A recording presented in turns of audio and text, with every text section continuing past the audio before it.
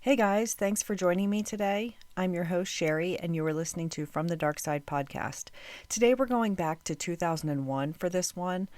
A woman who works as a supervisor at the Honda plant in Marysville, Ohio, clocks out from her nighttime job and was never seen again. My sources are listed in the description area, and this podcast is for entertainment purposes only. This is episode 70, The Disappearance of Patti Adkins.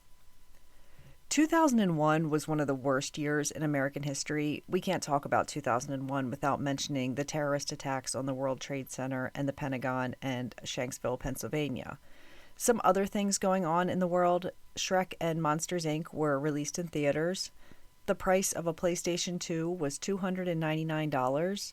The first creepypasta story was Ted the Caver, and it debuted on the Angel Fire website. Rudy Giuliani was Time Magazine's Person of the Year. In weird news, a 10-year-old named Laura Buxton released a balloon with her name and address in the hope of finding a pen pal. Well, the balloon traveled 140 miles before coming down and was found by a 9-year-old, and her name is also Laura Buxton. They became lifelong friends after that. And lastly, Pizza Hut delivered a pizza to the International Space Station. The cost was $1 million. Patti Adkins was born on May 4th, 1972. She is 29 at the time this story takes place. Patti has a 7-year-old daughter named McKaylee and was separated from her daughter's father. But they shared custody of her, and they got along well as they wanted to remain civil for their daughter. Patti works at the Honda plant in Marysville, Ohio. She has been there for 10 years and worked on the assembly line. She started out as just a normal assembly line employee and worked her way up the chain, and now she's a supervisor. She works second shift and gets out of work at midnight every night. Patti and her daughter have a house in a quiet residential area. Patti is a busy single mom and works hard to provide a good life for McKaylee. I was raised solely by my dad, and I saw firsthand how hard it is for a single parent. Major props to all you single parents out there making it happen. A cool perk about working for Honda is they have a twice-a-year shutdown week. The plant closes for a whole week for Christmas and also the 4th of July.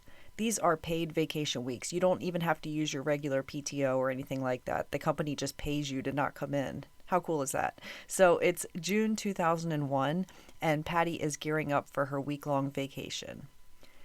So Patti has a boyfriend, one that she has been seeing for a year. He works at the Honda plant with her in a different department. Most people there don't know they're dating, and they manage to keep it a secret.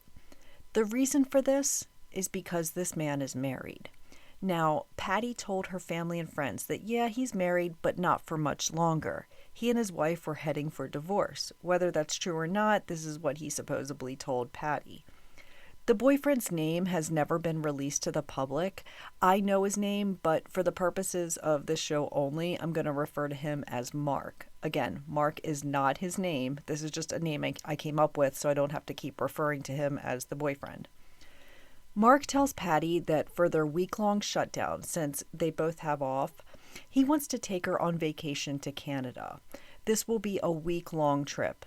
Patti tells her family that it's in a remote area and she will likely not have phone service. I have no idea how this man managed to explain that he would be away for a week-long vacation. Maybe he told his wife he was going on a hunting trip with the boys in Canada or whatever. Patti arranged for her 7-year-old daughter's care for the week. Part of the week, the little girl would stay at her dad's house. The other part would be at her sister Marcia's house. She boards her cat and dog for the week as well. On June 29th, 2001, Patti and Mark are going to work their normal shift at the Honda plant and then leave from there to head out on vacation. Patti catches a ride with one of her coworkers to work so she can leave her car at her house. She doesn't want her Honda Accord sitting in the work parking lot for a whole week. The shift is over at midnight, and Patti clocks out at exactly 12 o'clock and 19 seconds. She was seen at the time clock and then walking up the stairs to the exit to the parking lot, and then was never seen again. The week goes by, family and friends don't hear from Patti, but they know she said that she would have no phone service at this remote location in Canada, so they don't worry about her. She told them, "You're not going to hear from me." But July 8th comes, and this was the day that Patti was supposed to return and pick up her daughter. Her sister Marcia is waiting around, and she doesn't show up to her house. This is causing her to panic. She hopes for the best, that she is just stuck in traffic or whatever, but after a few hours, there's still no sign of her. Marcia goes to Patti's house just to see if anything's going on over there, and there's no sign of her there either. She sees her Honda Accord sitting in the garage just like she knew it would be. Remember, Patti got a ride to work with a friend so she could leave her car at home. She goes into her house, and there's nothing suspicious. The house looks just the way she would have left it a week before. So Patti's sister Marcia calls Mark's house. His wife answers the phone. She says she wants to talk to Mark. She plays it off and said that she was a client for this side business that he had. His wife says, "Well, Mark's not here, but he'll be back soon." This is a relief for Marcia, since now she thinks maybe they're just running late. A few hours pass, and Patti still hasn't shown up. So Marcia calls the house again and is surprised to hear Mark answer the phone. Marcia asks him, "Where is my sister Patti?" Mark says, "I have no idea what you're talking about. I just work with her at Honda. We're not in a relationship or anything." Marcia then filed a missing persons report with the Marysville Police Department. The next night, this is July 9th, 2001. Marcia calls Mark at 3 a.m. She wants answers about where her sister is. Mark's wife answers the phone, and Marcia starts telling the woman everything. She tells him Mark had been seeing her sister for a year. She tells her all about the Canada vacation. She said, "Go look in Mark's closet for a Hard Rock Cafe shirt. It was a gift to him from my sister." His wife doesn't believe her, though, and hands the phone to Mark, which is strange. Mark is still denying everything, saying he has no idea what she's talking about and he's being real quiet. Marcia talked to both of them on the phone for 45 minutes. Marcia realizes later on that this whole time, Mark was trying to get information out of her. He was gauging how much she knew. Now she's kicking herself because she realizes that she shouldn't have said anything. The police are involved now and starting their own investigation. They search Patti's house, and just as expected, nothing out of the ordinary. They know this story starts after she clocked out of work.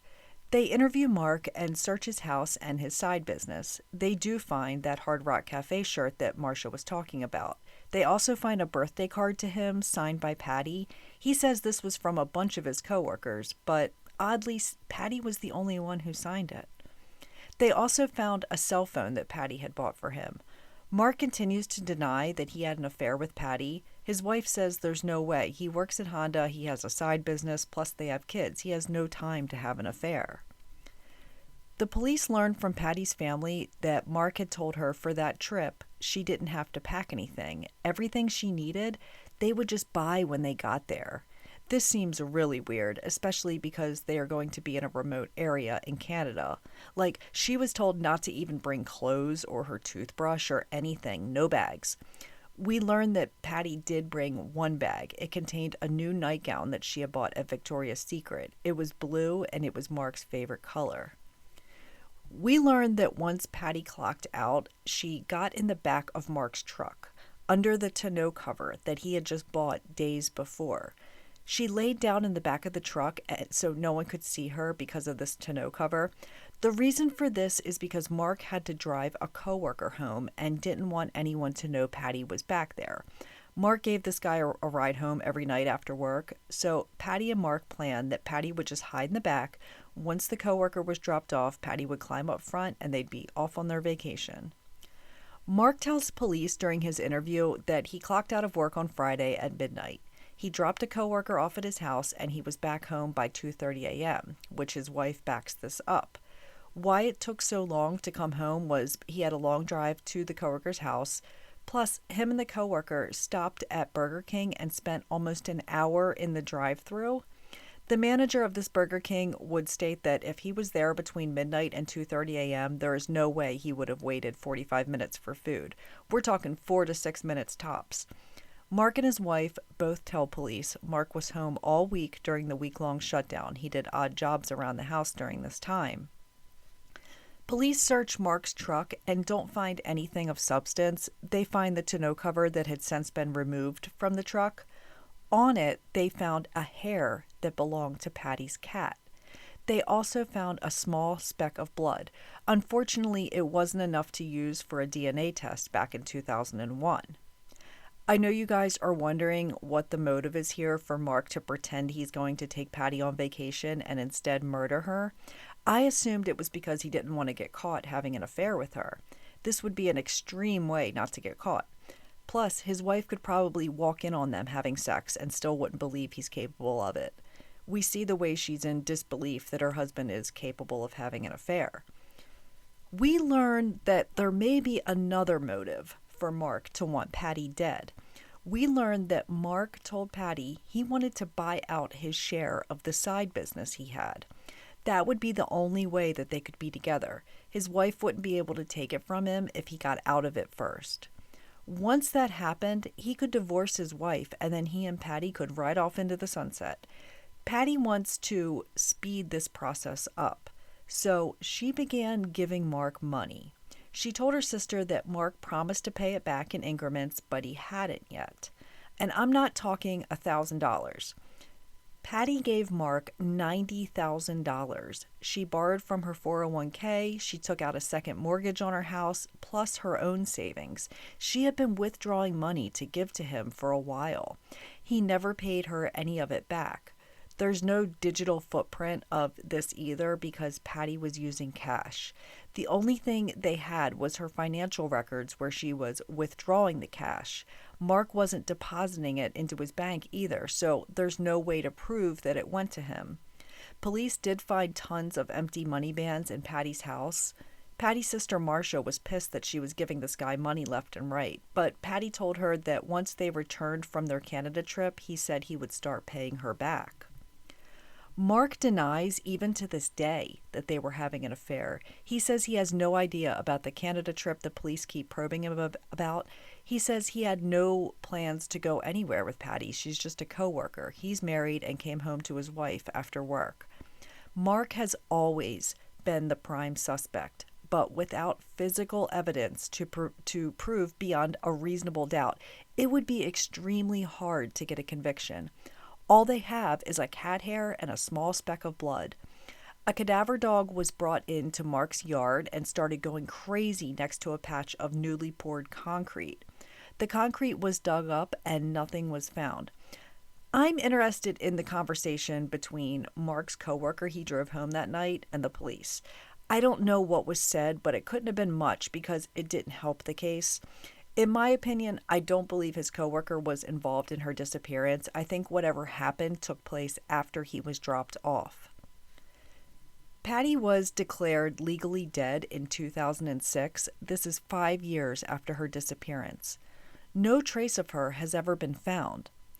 The white Honda uniform that she was wearing has never been found, and neither has the blue Victoria's Secret nightgown that she bought. Her family has never stopped looking for her. Most believe that Mark killed Patti so he wouldn't have to pay her back the $90,000 she loaned him, because lately she had been asking him to start paying it back. He set her up and told her they were going to go on this amazing trip and instead killed her after he dropped his coworker off. Whether the wife was in on it or not, we don't know. In my opinion, I feel like only Mark knows where Patti is. Maybe his wife does, maybe she doesn't. Mark quit his job at Honda shortly after Patti's disappearance. He did take a polygraph at some point and failed. Most people believe he's guilty. He could still be arrested, but with so little evidence, he would likely get acquitted.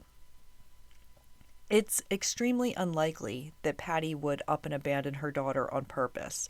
Her family says that she would never do that. Patty's sister Marcia says, "I don't have hope that my sister's alive. I knew when she didn't return that she was not alive, but I have hope that justice will happen, that someone will be held accountable for her death."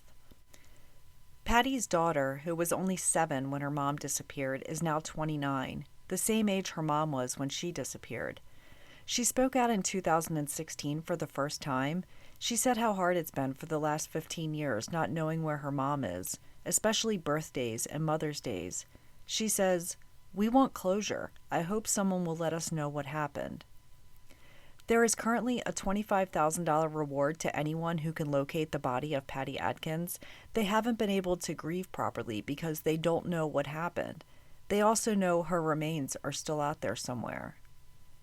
Patti, I hope one day you are found and can bring your family the closure they need. That's it for this week. Take care and much love to you all.